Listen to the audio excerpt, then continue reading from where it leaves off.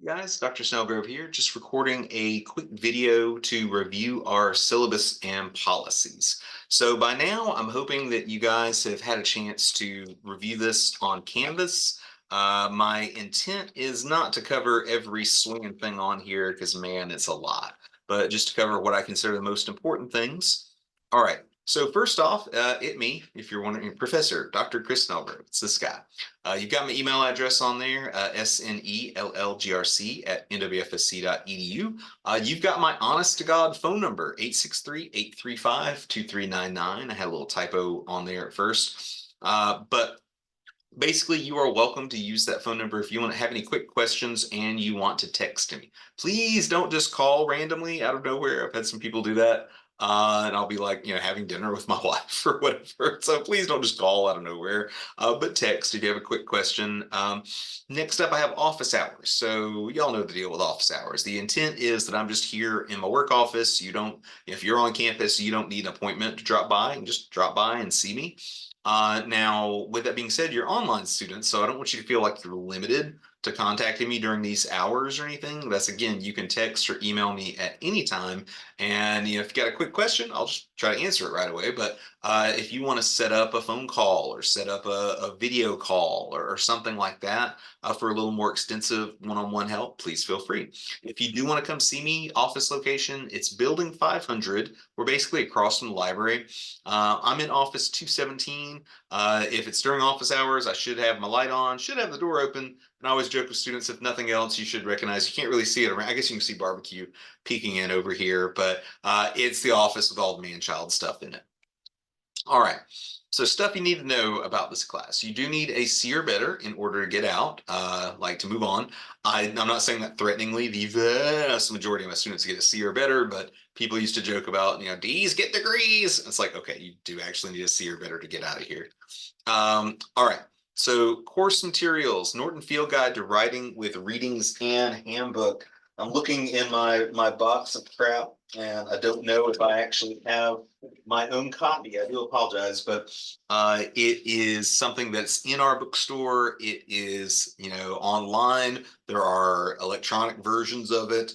I've had some students just ask me point blank, like, do we use the book a lot? And it's like, we draw from it. There are readings from it that are important. And it's a great resource to have. Like, we don't always go over it in class, but it's got a lot of info about how to write certain essays, how to do, citations and stuff like that. With that being said, it's not the most important text in the world.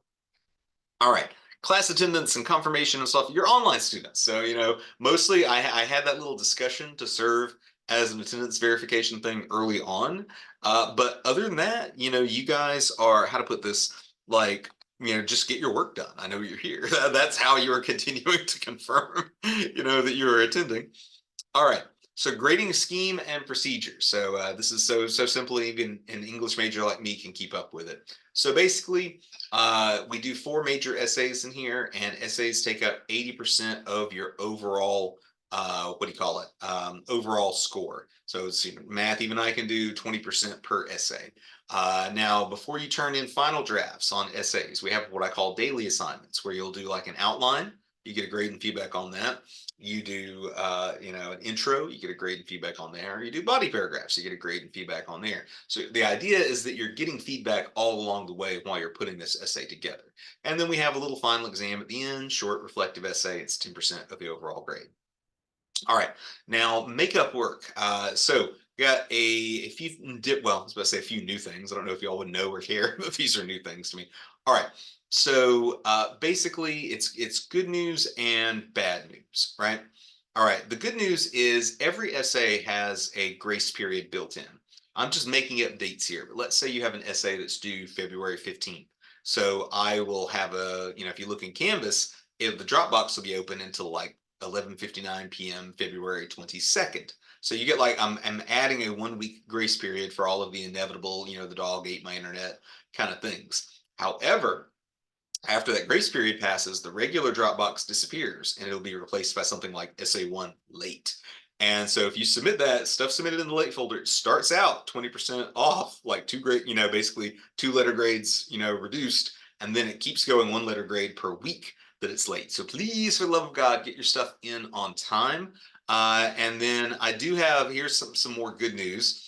All right, so you sometimes, I guess the main reason when people don't get essays in on time, what they'll tell me at least is, oh, Dr. Snelger, I just want more time to make it good. And so I tell people, you can, you've got 4 major essays in here, you can rewrite up to 2 of them. And so the only catch on rewrites is they have to be turned into the original Dropbox, and you have to have at least, on time, or at least by the end of the grace period, and you have to have at least 75% of the essay done. So you can turn in something that is incomplete and ugly. You might get a bad grade, but then you can turn around, you do a makeup, and you get a completely different grade.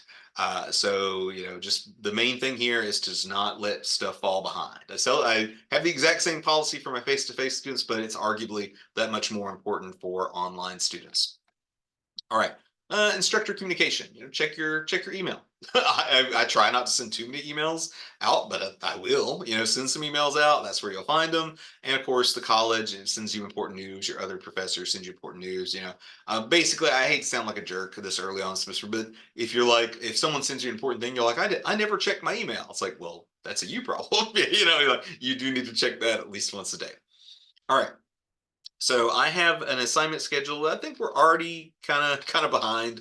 That's on me. But for the most part, we are just doing a kind of a loose pattern of I'll have videos up that cover certain things. It could be like discussion things. It might be videos about like most commonly, hey, here's a video for essay 1, describing what you're doing in essay 1. Here's a video for an intro, to describe what you're how to write the intro and stuff like that. So that's meant to kind of simulate as if you were in a face-to-face class and getting, this kind of lecture content, all of that fun stuff.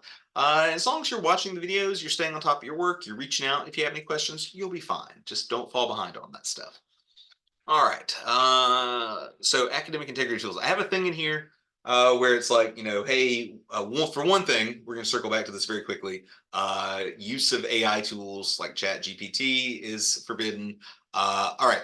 So when you turn final drafts in, I'm going to automatically run them through turnitin.com.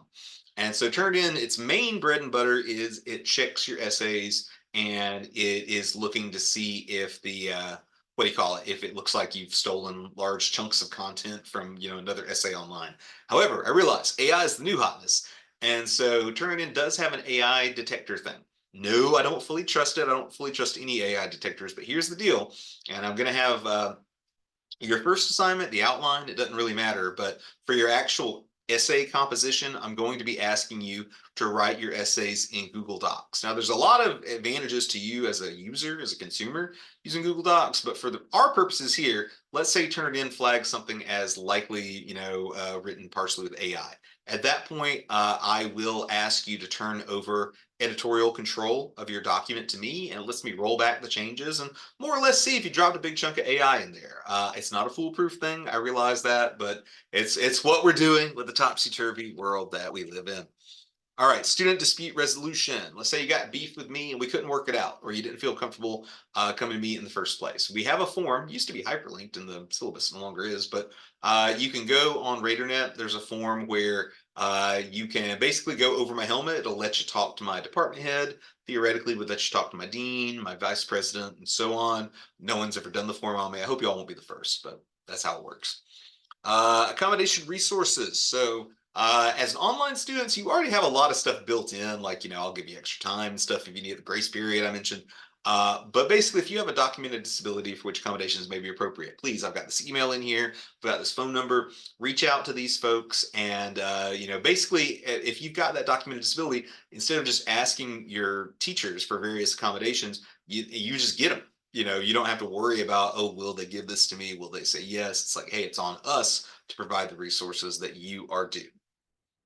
Student counseling services. So we are partnered with Bridgeway Center. There's a URL here. There's a phone number here. They're available 24 hours a day. Being a student, you can get an initial assessment and up to 5 therapeutic sessions with a behavioral health provider at no cost. So we like to encourage that. We know it's a stressful time out there. No shame in it. My Spotify Wrapped told me I'm in the 0.1% of Phoebe Bridgers fan. So I think that's a call for help. I might be calling them myself very soon. And then there's the thing at the end, welcome to class. Thank you for choosing Northwest Florida State College for your education. Welcome to class. They encourage teachers to put different things there, custom things there. I came very close to putting in the classic X-Men cover where it's like, welcome to the X-Men Kitty Pryde. I hope you survived the experience. I was told that would be a little negative, a little weird. All right. So that's it. Be on the lookout for future videos very soon talking about SA1 and our first major assignments, all this fun stuff. If you have questions about anything, feel free to reach out to me. Feel free to email me. Feel free to text me at 863-835-2399. Y'all have a good one. Bye.